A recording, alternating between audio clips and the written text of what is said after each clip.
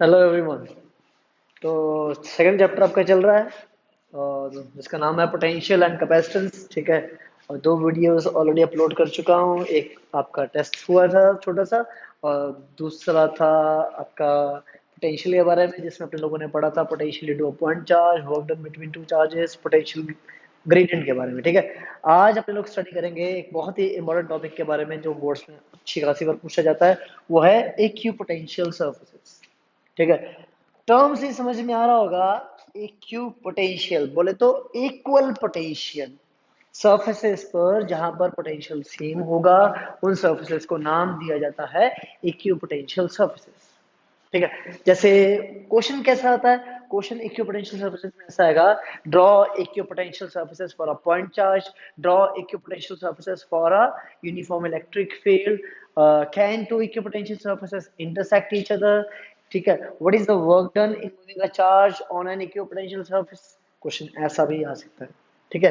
Prove that electric field lines are perpendicular to the surface of the equipotential surfaces. Question ऐसा भी आ सकता है। Can two equipotential surfaces intersect each other. Question ये भी आ सकता है। जितने भी क्वेश्चंस मैंने बोले हैं, हो सकता है आपने ना सुने हो, प्लीज रिवाइंड करिए, दोबारा सुनिए। क्वेश्चंस बहुत इंपॉर्टेंट थे जो मैंने चार कंसेप्चुअल्स बोले।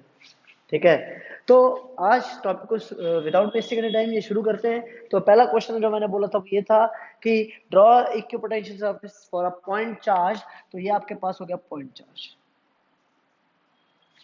पॉइंट चार्ज की वजह से पोटेंशियल का फॉर्मूला क्या होता है, V is equal to 1/4 pi epsilon naught Q by R। तो इसका मतलब चार्ज Q से अगर आप R डिस्टेंस की दूरी पर होंगे, ठीक है, तो उसका जो पोटेंशियल V होगा, सपोज ये चार्ज Q, ठीक है, इससे मैं R दूरी पर यहाँ पहुंचा। तो अगर ये R दूरी पर यहाँ पहुंचा हूं, तो जितना पोटेंशियल यहाँ पर होगा, तो सेम R दूरी पर मैं इधर चला जाऊं, उतना पोटेंशियल यहाँ पर होगा। ठीक। तो आर डिस्टेंस ये दोनों पॉइंट्स का पोटेंशियल क्या है, सेम। तो अगर मैं आर डिस्टेंस का एक स्फीयर ड्रॉ कर दूं, सपोज कुछ इस तरह से, तो इस स्फीयर के हर पर्टिकुलर सरफेस के हर पर्टिकुलर पॉइंट पर पोटेंशियल क्या होगा, 1/4 pi epsilon naught Q by R. तो ऑटोमेटिकली ये पॉइंट चार्ज क्यू के लिए वो स्फीयर किसका काम करेगा, इक्यू पोटेंशियल सरफेस का। चलो मैं इस आर को चेंज करके R1 नाम दे देता हूं। ठीक है। एक नया सरफेस ड्रॉ कर दिया।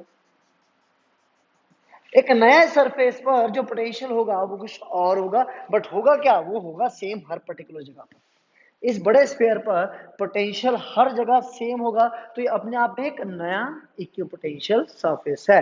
तो इन दोनों सरफेसेस के बीच में तो पोटेंशियल डिफरेंस होगा। बट अगर मैं इस स्फीयर की बात करूं, तो स्फीयर के दो पॉइंट्स, एक पॉइंट ये ले लिया, एक पॉइंट ये ले लिया, सपोज ये हो गया सी, ये हो गया डी। तो सी और डी के बीच में कोई भी पोटेंशियल डिफरेंस एग्जिस्ट नहीं करेगा। क्यों? क्योंकि ये अपने आप में क्या है, एक इक्विपोटेंशियल सरफेस है। ठीक है। तो मैं एक नंबर ऑफ स्फीयर्स अगर मैं ड्रॉ कर दूं, तो ये number of spheres S1 surface हो गया, S2 सरफेस हो गया, S3 सरफेस हो गया। तो ये तीन सरफेसेस पॉइंट चार्ज Q के लिए क्या है, तीन डिफरेंट डिफरेंट इक्विपोटेंशियल सरफेसेस हैं। इन तीनों के बीच में पोटेंशियल डिफरेंस होगा, बट एक अकेले सरफेस की बात करूं, तो उस अकेले सरफेस के किसी भी दो पॉइंट्स को अगर आप कंसीडर करते हो, तो उन दो पॉइंट्स के बीच में कोई पोटेंशियल डिफरेंस एग्जिस्ट नहीं करेगा। ठीक है। तो पॉइंट चार्ज क्यू के लिए आपके पास ये तीन सर्फेसेस का काम क्या कर रहे हैं, इक्विपोटेंशियल सर्फेसेस। ठीक है। फिर हम बात करते हैं equipotential surfaces for uniform electric field. ठीक है। अब सुनिए, ये आपके पास है एक यूनिफॉर्म इलेक्ट्रिक फील्ड। देखो भाई, वही क्वेश्चंस करवाऊंगा जो बोर्ड में पूछे जाते हैं, फालतू ना आपने पढ़ना है ना आपके पास टाइम है। ठीक है।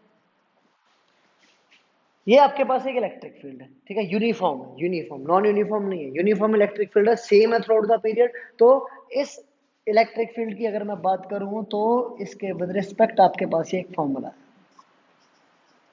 सुना सुनो अपने formula, E is equal to dV over dr। ठीक। अब मैंने एक लाइन ड्रॉ कर दी भाई यहां पर। ठीक। जब मैं एक लाइन ड्रॉ कर रहा हूं, तो ऑटोमेटिकली ध्यान से देखिए, ये दो पॉइंट्स, एक पॉइंट ये ले लिया, एक पॉइंट ये ले लिया। ठीक। अब ये कंप्लीट एक ही लाइन पर ये दो पॉइंट्स आपके हॉरिजॉन्टल डिस्टेंस तो कवर कर नहीं रहे हैं, वर्टिकल डिस्टेंस ही कवर कर रहे हैं।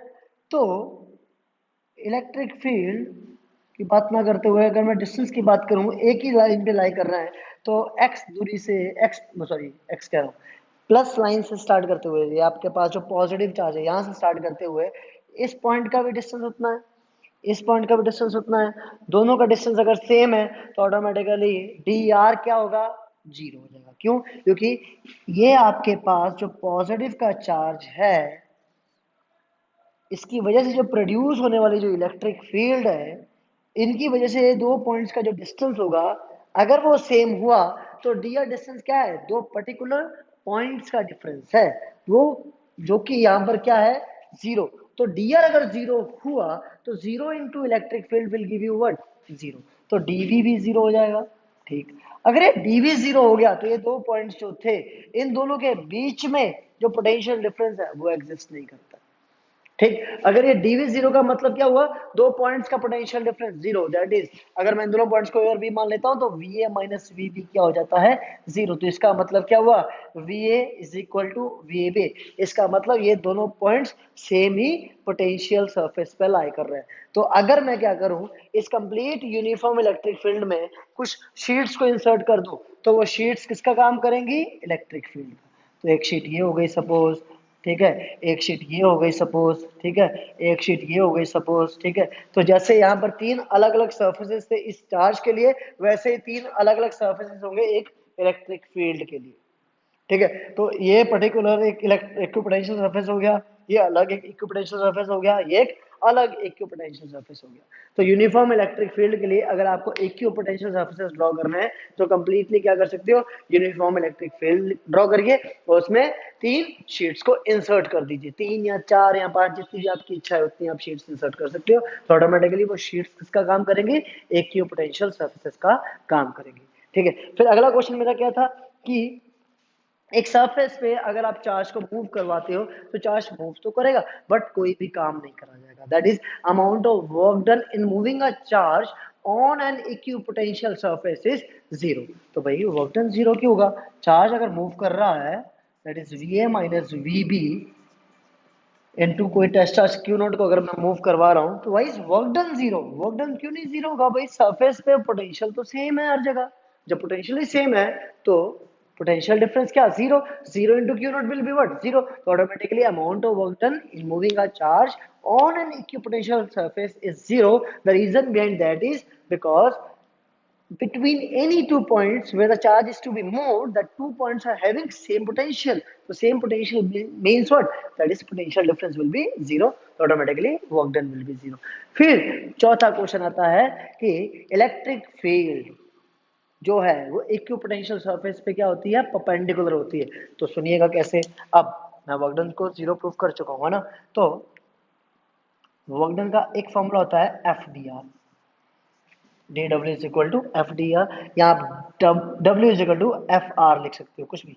ठीक है, अब सपोज ये कोई सरफेस है ना, ये एक इक्विपोटेंशियल सरफेस है, ठीक है, यहाँ से यहाँ आपका चार्ज गया था, ठीक है, ये एक आर डिस्टेंस हो गया, कोई काम करा गया डब्ल्यू नाम का, ठीक है। अब W is equal to F R cos theta, F R cos theta. अब आपके पास W is equal to F की जगह क्या होगा, Q E R cos theta. भाई काम तो करा ही नहीं जाता इक्विपोटेंशियल सरफेस पे, यहाँ कराया था नहीं, तो ऑटोमेटिकली डब्ल्यू क्या होने वाला है, जीरो। डब्ल्यू जीरो होने का रीजन क्या हो सकता है, डब्ल्यू जीरो होने का रीजन तो ये क्या हो सकता है, दैट इज कॉस थीटा की value zero. Cos theta zero कब होता है, जब थीटा 90 हो। तो इसका मतलब इलेक्ट्रिक फील्ड और आर, इलेक्ट्रिक फील्ड और आर के बीच में एंगल क्या होगा, 90। तो ऑटोमेटिकली cos 90 क्या हो जाएगा, जीरो। cos 90 जीरो, तभी तो W जीरो। तो इसका मतलब इलेक्ट्रिक फील्ड और R डिस्टेंस के बीच में जो एंगल बन रहा था वो क्या था, 90। तो इसका मतलब इक्विपोटेंशियल सरफेसेस पर electric field are always perpendicular. ठीक है, जो पांचवा जो क्वेश्चन आता है वो ये कि दो इक्विपोटेंशियल सरफेसेस कभी भी इंटरसेक्ट नहीं करते।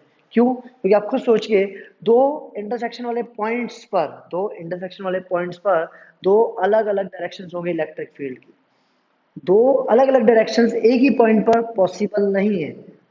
ठीक है, क्योंकि दो इलेक्ट्रिक फील्ड की डायरेक्शंस पॉसिबल नहीं होती हैं। तो इसका मतलब क्या हुआ कि दो इक्विपोटेंशियल सर्फेसेस इंटरसेक्ट नहीं कर सकते। तो क्वेश्चन आता है can two equipotential surfaces intersect each other?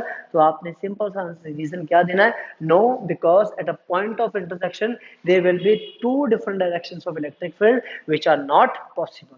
तो एक सिंपल सा जो टॉपिक था इक्विपोटेंशियल सरफेस, इसके बारे में 5-6 क्वेश्चंस जो है मैंने आपको कराए हैं, यही आते हैं और कुछ ज़्यादा करने की जरूरत नहीं। ठीक है, थैंक यू।